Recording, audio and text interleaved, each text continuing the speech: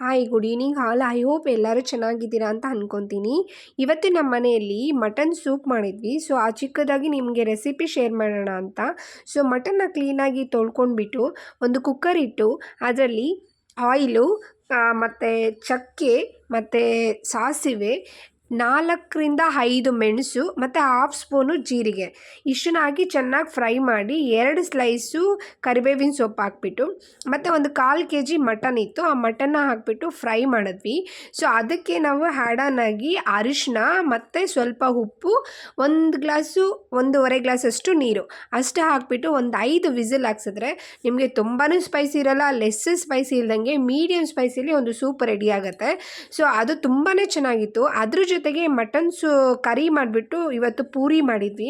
Super combination ಇತ್ತು. So ಈ ಥರ ಸಂಡೇ ನಮ್ಮದು ಹೋಯಿತು. ಸೊ ನಿಮ್ದು ಹೇಗಿತ್ತು ಹೇಳಿ. ನಿಮ್ಗೆ ಇಷ್ಟ ಆದರೆ ಲೈಕ್ ಮಾಡಿ, ಸಬ್ಸ್ಕ್ರೈಬ್ ಮಾಡಿ. Thank you so much.